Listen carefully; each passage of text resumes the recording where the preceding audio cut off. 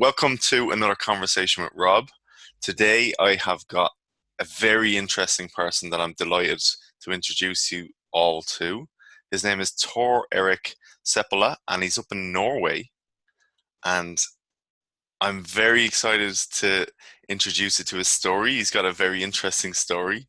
So, welcome to the show, Tor Erik. Thank you so much, Rob. Honored to S- be here. Awesome. So, I we connected about a year ago, little more than a year ago, maybe, Yeah. on in a group on Facebook, and you obviously seen one of my earlier shows with somebody, and you reached out and said you've an interesting story, and from what I've seen, you really have an interesting story. So maybe we'll just start off. Who is Tor? Thor is a family dude. And actually, my life is pretty normal. I just have a quite unusual baggage to that life. But I'm just a father and a guy that seemed to figure out how to live, basically. Yeah, I love that. Like a lot of people have a lot of baggage. Yeah. Human beings are pretty good at hiding it and cloaking it, but you've done something very interesting. You've sort of told the world Put it out there. about yourself and put it out there, which is something that a lot of people are very scared of doing, but it's an incredibly cathartic process, right? It's liberating. It's Yeah, it's life changing, actually. yeah. Yeah. So you mentioned that in some of your videos, you've got a YouTube channel, and you mentioned in a couple of your videos that pain shaped you. Maybe Yeah. you can run through a little bit of that pain. Yeah, a little bit of that pain. Uh, Yeah, I in my early days I woke up. I'm just gonna do a quick wrap up, but I guess it started at 14 while I was waking up at a whorehouse, drugged in Germany, which is also kind of a point that I haven't been focused on a lot because it Mm, was just the start, so I've forgotten about it. But I remember now that it has shaped me because I got this new perspective on what lifestyle I didn't want. So my brother actually went on to become a an addict. He's recovering now, but because of my experiences, that didn't happen, and I had this very I was scared of that part mm, of drugs in general, and I got to a point where I when I started school and I was about to graduate, I got this blood clot. All of a sudden, I woke up at my girlfriend's house. My arm was 11 centimeters larger in diameter than my other arm. I don't know. I'm not sure how much that is in inches, but it was quite substantial. yeah, I can imagine. Yeah, I thought it was because of the awkward sex position the next or the night before, and that I had done something to my blood vessels or something. But Yeah. it turned out to be a blood clot after a long period of just in and out of hospitals and stuff. And that made me lose my graduation. And losing my graduation, I kind of lost perspective on life and I didn't know what to do after that. So I kind of just spiraled down. And I remember feeling like my life was over. There was no point in living at all because my arm had just limited every possible chance I had to live a normal life. So I got into drinking a lot, which also just spiraled and spiraled and spiraled until I met someone that was going to change my life in a bad way. I didn't realize it back then, but we were out on a bender, and one thing led to another. It's incredibly fascinating to see how one thing can just grow and expand.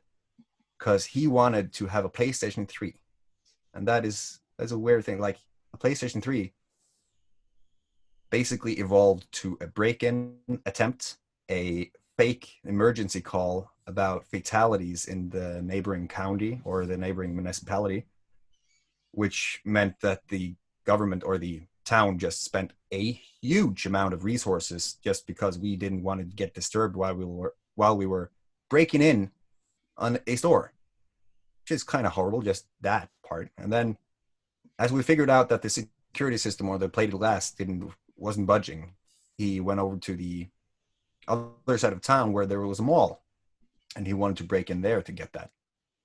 As I was waiting outside, I didn't want to have any part of that because I knew there wasn't a PlayStation there because I bought one just a week before, and I went to that place specifically before I bought it on the other place, at the other place. And so while he was breaking in, I was just waiting. And long story short, gas got spilled. He threw this gas can, this 5-liter gas can, towards me, but the cap was off, so it sprayed the gas all over the place. It hit the stack of pallets I was sitting on and the area in front of me. And because I was shit-faced drunk and had no sense of consequence, I thought, it would be cool to kind of lit this little puddle on fire. Turns out that little puddle was not just a little puddle. It was flames going everywhere, right?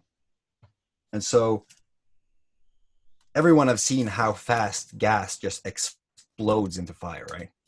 Now this exploded. Pretty flammable. Yeah, pretty flammable. And it went all over my feet. So I saw that my shoes and my pants were on fire. And I was like, gotta put that out. As I was doing that, I didn't realize that the stack of pallets I was sitting on had also been lit. I was panicking. You really panic when you see something like this. Like a stack of pallets were burning, and the only thought I could get in my head was get out of here right now. So I ran with him. I said, I cannot be a part of burning down pallets at this mall. Well, it turns out that the mall hadn't followed all the regulations as to how to stack said pallets, and the fire went into the air intake above the pallets into the paint storage on the inside, which also ignited. Yeah. Within a half an hour or something, the entire mall was lit. And that's when panic really sets in, because now the emergency responders had returned because they heard of a fire. And it was a big fire. And long story short, again, it led to me having $4 million in debt and prison and a lot of things. When you have $4 million in debt, you don't think correct, like normally at all. You have this desperate mindset, basically. So I got back out of prison, and I was intent to pay back the $4 million. I hadn't been to jail or to the court yet, so I hadn't been sentenced, but I was appointed a defender as I was in prison. I had never met him, but he was in the media saying that his client will forever be a debt victim. Like, I will never be able to live without debt ever again.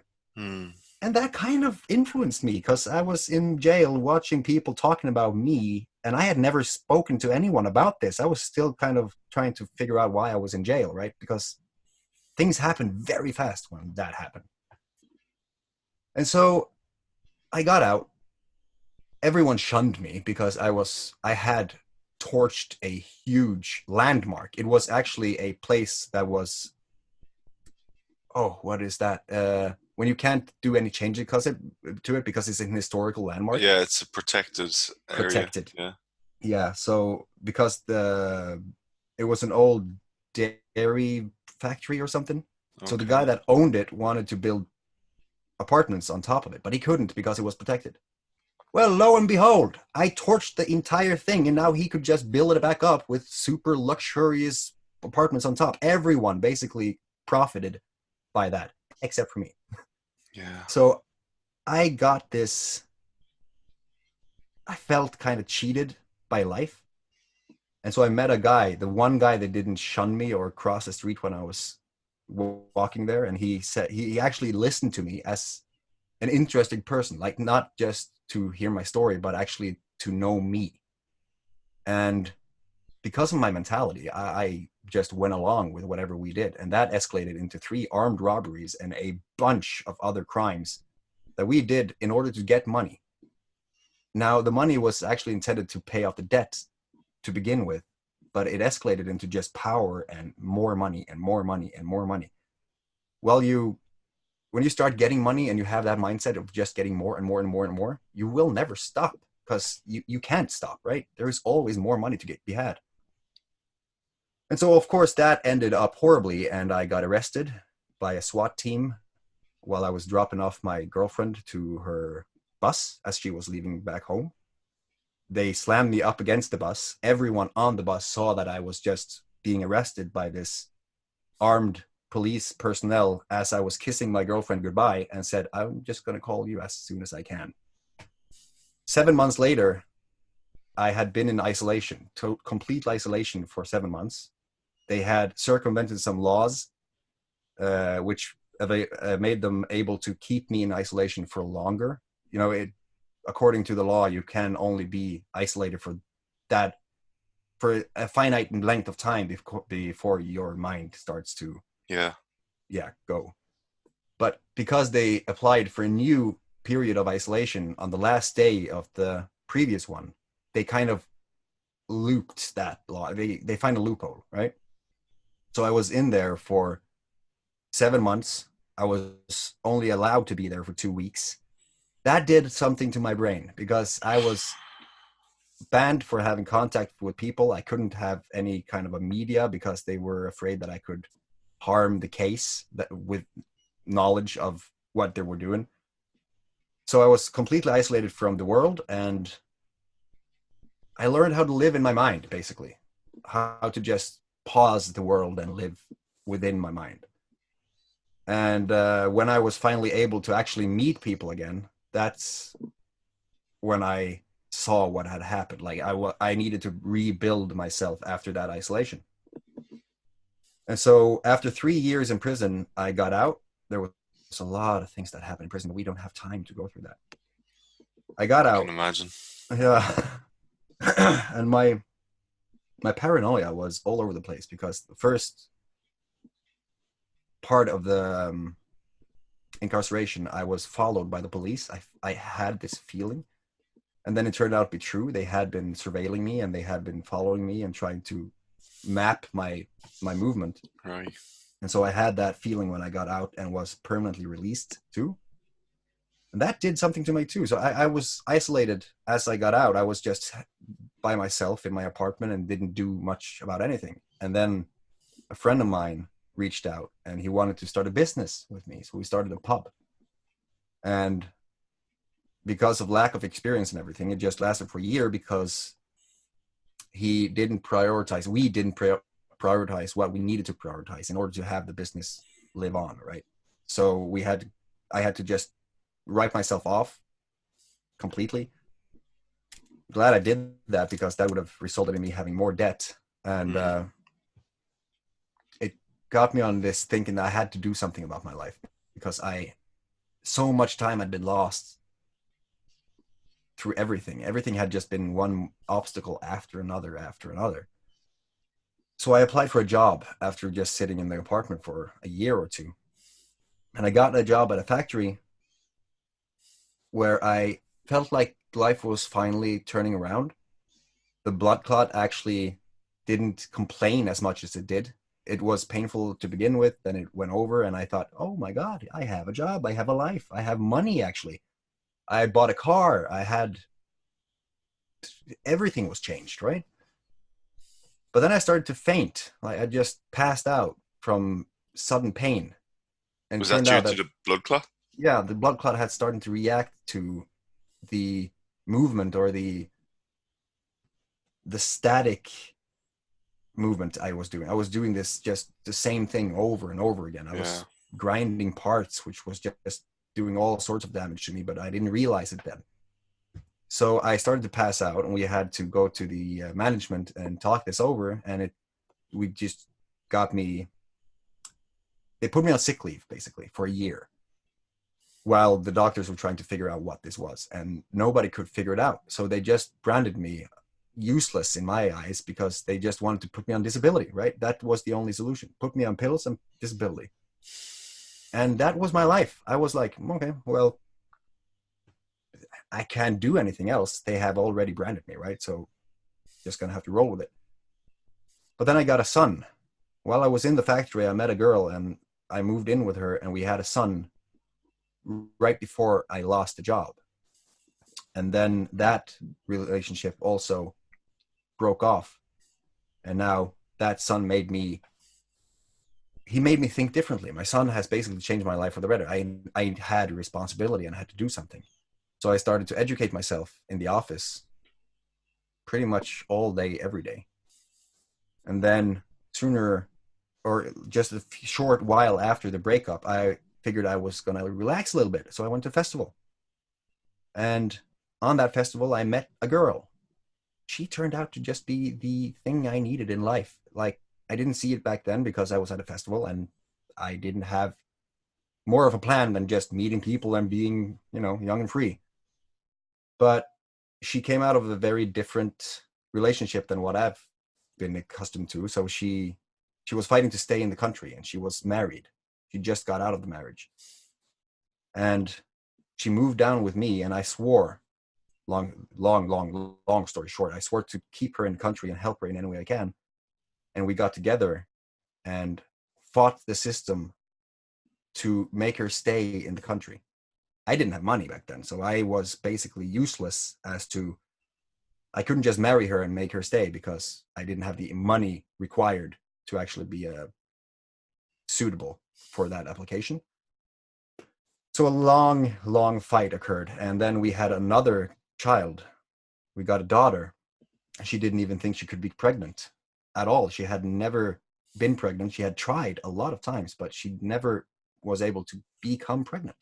Then all of a sudden, while we were at our lowest financially, she just, I'm pregnant. And my life just crumbled. I was like, no, I'm still trying to survive with the kid we have. So that happened, and we just fought to survive. I started learning new stuff, new things online to make money come in. And that helped us barely stay above water. And then my daughter came to the world, and it just changed everything again. My mindset, she was perfect, basically. I had to Mm. do something in order to just honor that. And between that, I had received a house for as payment as for one of my services, and turned out that was a lie. So we were basically evicted from the house right after the birth. That was pretty hectic. But I'll admit I was stupid. I was gullible. I just believed everyone, learned my lesson, right? Moved out, and as my daughter turned 1, we got a letter from the State Department saying that she was deported through a channel that we couldn't have. We didn't read the letter when it came because they use a channel that you have to be a Norwegian citizen in order to read, like an app which requires proper Norwegian identification systems to access. Wow. She wasn't Norwegian, right? So she didn't read this letter. She just received another mail that said, you were supposed to leave 3 weeks ago. So now the fight started again. We had just been hit with this huge bomb, and we had to gather the money to basically pay for the trip that was going to send them to the other side of the world with no certainty as to when they come back, if they got back. So that was a very tough time of my life. And they got shipped off. I delivered my daughter to the airport, mentally prepare myself to maybe not seeing her in person until she was 12, right? That was like my goal, to try to picture myself as far into the future as I could and just live in that moment of getting to embrace her again, basically. That's what's kept me alive. So I got back, I worked my ass off for 8 months and 12 days. I got them back here in July last year. And since then, we've just been struggling to survive, basically. But I've learned so much. And during that time, our lives have changed. I have found my purpose in life, and everything is freaking amazing, Rob. Awesome. Awesome. That's an amazing story. Like, there's so many, like, adversity is a great teacher, right? And Yes. I can imagine that each and every one of those things taught you, like spending 3 years in a prison cell, I can imagine, is not a cakewalk. No, you learn stuff. Yeah. Yeah. Like, when you reflect on that now, what's your perception of all that? What happened? I'm so glad it happened. Yeah, that's It's fascinating. yeah, it's weird. But when you're in the middle of it, you're like, my life is a complete failure. I am of no value to anyone. I'm in a cell. I have no proper means of communication with anyone. So I was basically just myself in the world. I also lost a girlfriend I was saying goodbye to at bus stop, and I was madly jealous at that time. But being in a cell, isolated from everything, not being able to contact the person you're basically obsessing about, knowing that she was hanging around, kissing and having sex with everyone she met on the street, that cured my jealousy. Mm. I'm not jealous anymore. And so that is also a thing that I would say is really beneficial to the current relationship. And I'm glad that happened. Everything, just every part of the pain that I've endured has taught me some sort of a lesson that I could use forever for the rest of my life. Yeah. Yeah. You mentioned learning about stuff online. What was it? Which rabbit holes did you begin Oh, jumping down? Ty Lopez. I started focusing on money again, but this time it was legal, and this time I was focusing on money to release myself from the paycheck. Basically, I didn't want a boss that I was feeding my time in order to get a little bit of money back, just making him richer and stuff. I had completely shifted everything that I have learned thus far, and because of the blood clot, I couldn't just get a job because Yeah. it could just end up going badly again, right? So I was fighting the government wanted to put me on disability, and I accepted that. And just because they recommended me to go on disability, that didn't necessarily mean that they were just going to help me get that disability, right? It's still ongoing, actually. They just don't know that I have changed my life in the meantime. Wow. Yeah, they just kept me waiting and waiting and waiting with no income, and the debt just kept on piling up, right? And if you do that for years, you're going to be messed up for life. You're never going to get out of that rabbit hole. And it's been in the media for so many times and for so long that it messes up people. It destroys their life. And I can totally see that. Because of that, I started to just chase opportunities online. Every opportunity. I was a sex chat operator for some time. I've probably seen more dick pics than a 16-year-old teenager, right? It's insane, the world we're living in. And that also gave me a new perspective, because there were local people on this platform, and I saw the dick of my father's best friend and stuff. It changed me. So I know that even though people have this image and this mask and this perceived persona, basically, I know that everyone has secrets that they should not be putting out there, because it changed me completely. And but it made me realize that I was not the only one in this world that is flawed. Basically, I was pretty well equipped and prepared because of my obstacles in life. I haven't learned them by books or by courses. I learned them by pain and experiences. And so I was glad, because I saw that those people that has no obstacle in life, those who has just had a smooth ride all along, they develop their own areas of insecurity and pain and stuff that they won't necessarily get out of, because it's a pattern that just keeps on repeating itself. So yeah, I'm very, very well off, basically. I was, as I became a little bit more aware of what you were doing, I looked at your YouTube channel, and you did a 100-day challenge. Yeah. Um, what was the reason behind that? And maybe tell a little bit about what you got up and what you learned about yourself doing that. That came through the rabbit hole, because I had just bought a course on how to become a internet marketer, which teaches you a lot of things, but most of it is pretty basic. But through that course, I got access to this YouTube or this Facebook group, and I saw this post, this guy that was just talking about, he was a good marketer. He found my pain points, basically. Live without stress, how to be happy, and how to change your life. And I was like, interesting, right? So I figured, what is there to lose? And that is a concept or a mentality that has helped me a lot. That is why we're talking right now. Mm. I just contacted him and I said, okay, so what do you have to offer? What is the deal with this? And he said, no, he's just a coach. He finds out how we tick, what our personal goals are if we don't have them, how to find them, right? This was my first interaction with a life coach. And so I called him up and we had the talk, the talk, the freebie, Mm. the 1 hour or 30-minute freebie. And he had some ideas that just made me think. And he said that I should implement some easy steps in my life. And I was like, okay, sure. I have nothing to lose. So let's do that. I drank smoothies in the morning. I got up early. I meditated. And I really didn't understand what those small things did Mm. to the rest of my life. So my life didn't change that much. I was still struggling.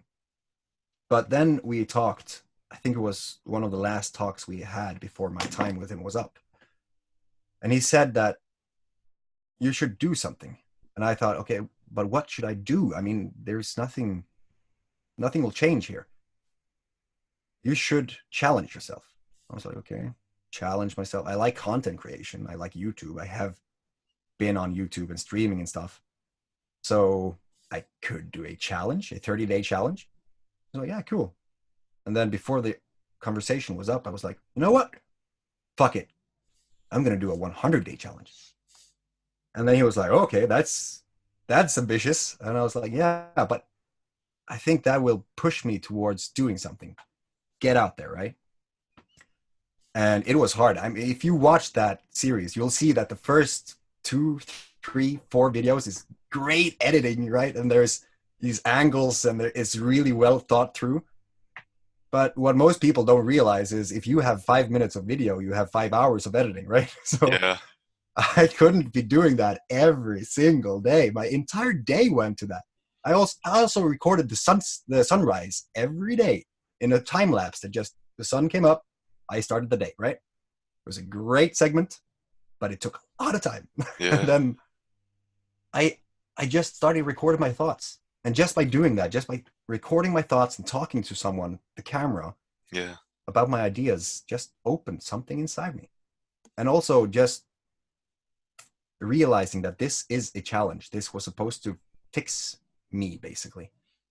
So I recorded every moment. I recorded when I had to shit in the woods. I recorded when I tried a technological wonder of a toilet, which self-cleaned my everything. It was very interesting. I recorded the deportation of my daughter, which just recorded me on my absolute lowest. I recorded my plea for help, as we had no idea as to how to figure this out. I actually sat in front of the camera and just said, we need your help.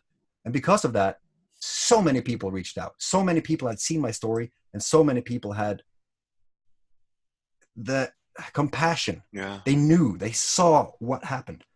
And that challenge changed my life. It wasn't necessarily that I recorded everything for 100 days. It was the experience that I recorded, the things I pushed myself to record, and the feelings I shared with the world, my vulnerabilities and everything. After that, I was so liberated that I could do anything. Yeah. Yeah, It's interesting when we do become vulnerable and just open ourselves to the world with those things, how literally unstoppable almost we yeah, become, right? yeah. It's like, yeah, okay, world, try to take me down. I dare you. Yeah. Yeah, it's awesome. It's fucking great. Whereabouts in the world are you? You're still in Norway? Yeah, I'm in Norway. Actually, on my website, it says currently in Norway. So I think I just put out a message to the universe that that might not be the case forever, because I want to live life. And I have been doing that in Norway. It's a beautiful country, so I'll be doing a lot of touring around here. Not touring. Well, I'm going to see the sites that is going to have great impact on me. That I'm going to go around in the world, visit the the historical ancient sites that are known for energy and stuff. And I've seen the lives of the people living there. I've met people from there. I know it's calling me. I have to go to Bali, Peru. So yeah, I'm currently in Norway on top of a mountain, surrounded by nature, in paradise. But I know it's going to be so much better because this is going to be the sanctuary, the base. But we are going to explore life. And Magic. yeah, and this clear path that we receive when we basically get connected to everything makes that possible. It's insane. You told me that you've recently written a book. What's the book about? The book is a short. I thought it was short. I was just going to write a little novel, like a little essay about my pain, the things that I believe right now has had most significant impact on my life. So it's basically a chronological presentation of the biggest things that could come to mind or that came to mind while I was writing it. And I wrote it my English today. It's all I wrote good. it. Yeah, I wrote it in Norwegian first, and then I thought that this will help Norwegians, but this is a planet. So I thought I should probably get that in English too, and I wasn't really happy about the Norwegian edition. So additional, so I started to translate it, and as I was translating and reading through the Norwegian book, I my mind, right, when you talk to the camera and when you write and when you do stuff, your mind is working all over time. So I added details. I presented it differently in some segments. I added stuff. I took things apart, and I'm pretty happy about how it makes me. It humanizes me. I mean, I guess when people read that book, it's gonna make them know me on an intimate level, and I have a good feeling about that book. Because it's gonna be exposing me more than ever. It's more than a YouTube channel, I feel. Right. Yeah. You go deeper, right? Yeah. And I think it's just the beginning because as I was writing it, I was like, huh, this is the start of something. So I already have a trilogy in mind. The ash, the seed, and the fruit. The ash is the obstacles and the life before everything went to shit or when it went to shit. The seed is now, right now, when I figured out what I need to do. I know my path. And the fruit, I think I'm going to start writing that when I'm 300 years old or something. 300. I like it. I like It's going it. to be Well, you awesome. never know with the way You technology never is know. going. Exactly. So before that, before the technology allows me to be 300, I'm going to die at 111. I'm going to do my best. It depends. Good aim, 111. I Yeah. like that. So, what like you mentioned that you've got a son and a daughter. What was it that Yeah. having a son and a daughter taught you about life? Because My, you mentioned that there was a bit of a shift that yeah. occurred when they came along. Both occurrences basically. My son taught me that I have to be responsible for something more than me, right? I was in charge of bringing a life into the world and making them know what to do, how to basically handle life. And it didn't really impact me as much as now. I loved like being a father. It was a new experience. He brought a lot of new things to me, but it wasn't until my daughter where it was almost like the lever was halfway there when my son came. He just brought it halfway, and I realized that I was so much more than myself. Then she came, and I was like, this is so much more than any of us because what we instill in our children is potentially world changing. And Mm, that has forever changed me. I mean, I see her experiencing life in a completely different manner than my son because I have the privilege of viewing her upbringing with me and her mother, who are completely different to my son and his mother. mm, And I see these two kind of I see how life can be if you have been instilled with a lot of values that is not necessarily good for you, Mm.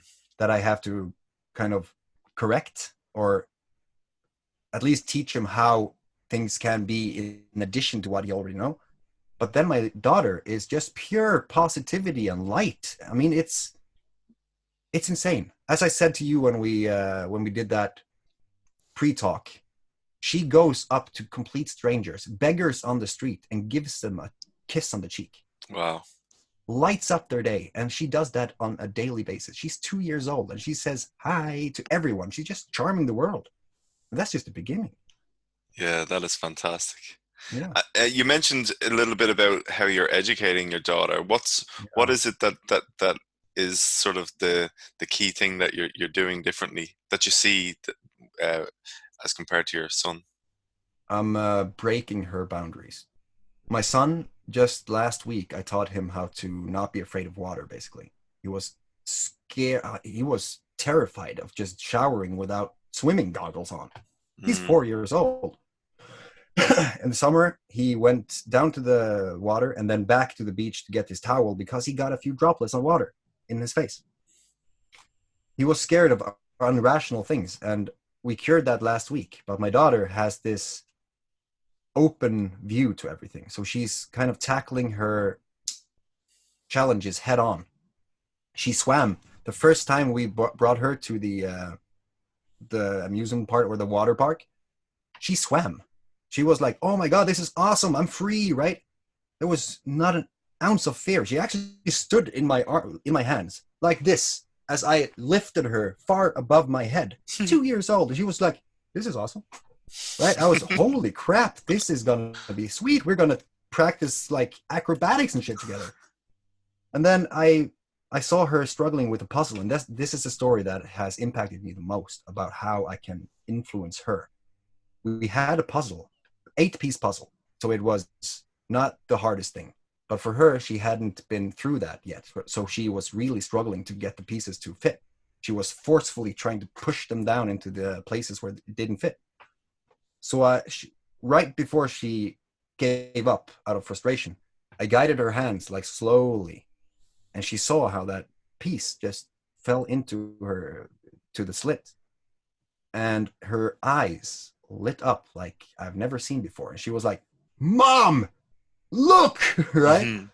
And then she just tore the entire puzzle apart, and she just started to push or just place these puzzle pieces one by one until it was perfect. And she was so proud of herself. Now she's doing like 20 piece puzzles, still just evolving.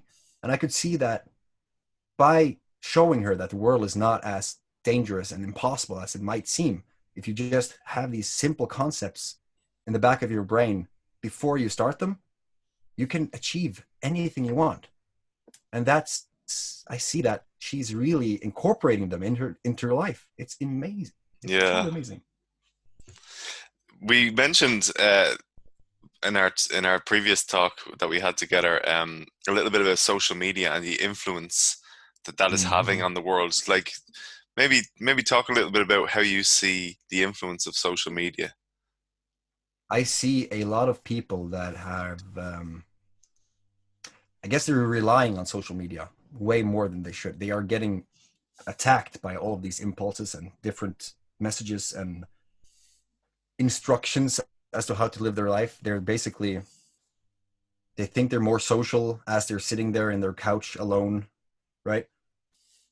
And so social media is a great thing. I mean, we have evolved into a connected species like no way we have ever seen before. But we're not conscious about what we're doing, right? We just let social media and stuff take control over ourselves. So I have been very conscious about social media and television and everything, just external sources of information that might not be right for a developing mind. And after I just viewed social media with a more criticized or a more, how to put that, you know what I mean? Like if when you just are skeptic to the Yeah. information you receive, life changed. Also, just by not viewing the news and stuff, right? By not viewing the news, I felt like social media became another thing. You could spread something positive and change something instead of just receiving and being a consumer and just working on the impulses you receive, Mm, basically. yeah. Yeah, like for me, I stopped watching television. I'd say it's about 11, 12 years ago now. That's And amazing. yeah, I noticed a big life change when I did that, because I don't really know if there's any positive things that are on TV so much. No. You know, a lot of the shows back in the 80s, they had a positive vibe, but in the MacGyver. 90s, early 2000s, it changed. Something shifted. It was real, just like aggressive almost. And Yeah. And we went from MacGyver solving everything with a paper clip and a Q-tip yeah, onto keeping up with the Kardashians, yeah, which doesn't really add that much value to anything in it's my not mind. wholesome.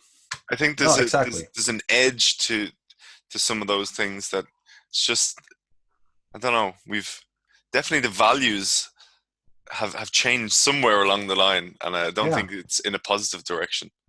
exactly. And we are getting a lot of information is being withheld. And if you just keep watching the news and what happens through the media outlets, you won't ever find the information because the people trying to keep that information from surfacing also owns the media outlets. So you're in this circle, this bad circle, being bombarded with everything you should do in life. And instead of just learning how to take control over your own life and just be responsible and take it, do it. Yeah. So let me ask you the question about that for yourself. Like, how deep does this rabbit hole go? Where do you see this journey bringing you? Let's say in Oof. 5 years. 5 years? You see, 6 months ago when I had the first revelation, I would say, I told my friends, we were sitting around a campfire and talking about what we were doing for work. That was interesting because one said that, yeah, well, he was working at the factory, as always, right? Another one was a fisher, or not a fisherman, but he worked at a boat. So he was traveling the world and seeing amazing sunsets and sunrises and stuff. But he was also controlled by the time he was working on the boat. He couldn't say no. He had to go, right? And third one was everyone had a job. And then they came to me. I was like, so, Sepp, everyone calls me Sepp, by the way. What's your job? I was sitting there just contemplating and just, this is my fucking job. I was, I'm sitting in the wilderness surrounded by friends around a campfire underneath a starry sky, and this is my job. So that's when I was like, bros, are you even, do you see what this is? How perfect this is if you just let it? And I saw a few of them change, but some of them were like, no, that's impossible. I can't do that. But then someone asked me, where do you see yourself in 5 years? And I said, I have no freaking idea. Just this last 6 months, I've been a special on a net. I've been an extra on a Netflix show. I have written a book. I've traveled to Finland and almost died 4 times. I have I've done so much in such a short period of time. And now I have this clear path to what I should be doing with my life, right? Starting to build my offline business or building my online business from my offline and just bringing it online to reach more people. And just in the matter of the last week alone has been completely mind-boggling. The things that have happened there's no sense to it. I mean, I believe in miracles. I believe in miracles. I have no idea where I will be in 5 years because I don't even know where I'll be tomorrow. And that's the amazing thing about having that clear path because you can't live your life living the same year over and over and over and over again, calling that a life. Hmm. You have to step out there and explore and just learn, be yourself, live your Yeah. truth. Everything will shift. So let me ask that question a little bit differently then. What are the kind of circumstances that you would like to bring into your life? freedom, positivity, love, compassion, and joy. Basically, that was so quickly that has to be my core values. Yeah, Didn't have to think about sounds that like one it. at all. Yeah, just be the change I want to see in the world. I want to be surrounded by positivity and just have a great time from the time I wake up to the day or the time I go to bed, and just enjoying the heck out of every second, nanosecond of my life. Yeah, Yeah. And I'm already awesome. there, basically. I'm there. It just continues to grow, you know? Let me ask you this. If you had a channel into everybody in the world's brain, what would you like to Mm. transmit to them? What message would you like them to really hear? You have a choice. You have a choice to you can change who you are now.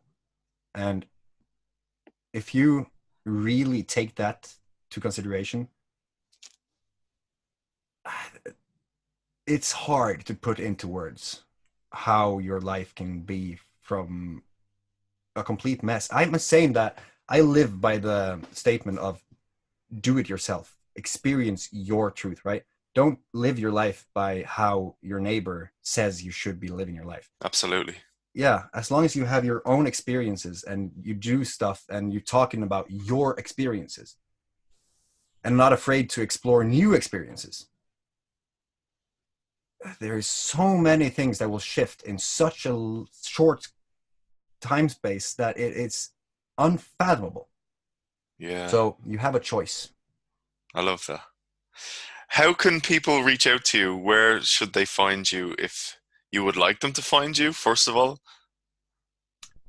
I would definitely like to talk to as many people as I can, share my knowledge, know new things, learn new things from the new people I meet. And I used to be the Seppola.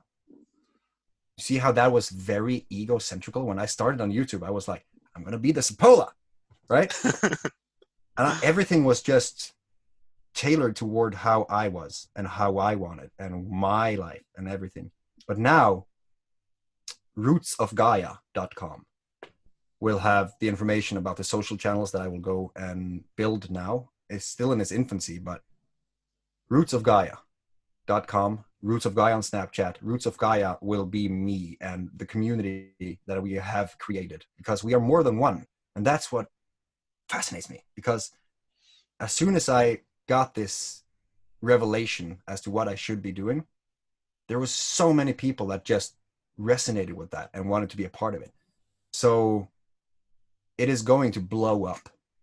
There is already talks about how we're going to innovate plastic recycling in our city and stuff, cleaning up the world and trying to do a positive change. I love it. And yeah, it's going to be amazing, and just changing the minds of people, liberating themselves from a life they don't want. Awesome. And is that an online community or is it like where do you guys communicate with each other? It's both. I think we're going to develop that as we go along, because right now, Roots of Gaia is on YouTube, and I think social media will be helping a lot in that aspect. Like, people will be able to contact and share ideas and stuff through the Facebook group, which is also Roots of Gaia. And until we have like, until we have reached enough people to make it really impactful to just gather those people, like-minded people, yeah, it's going to be an online community. But now it's a small offline community trying to gather a online community, and we are going to change the world, basically. I love it. I love Yeah. it. That is fantastic. Listen, thanks for doing this today. I'm sure that we will definitely speak again. Oh, we will definitely speak again. You Thank you are a for having me. legend. You are a legend. This is awesome. I love it. I'll put all the links below and people can get in touch with you from there. But Thanks, man. for now, we'll talk to each other very soon. We will. Thank you for having me. Goodbye.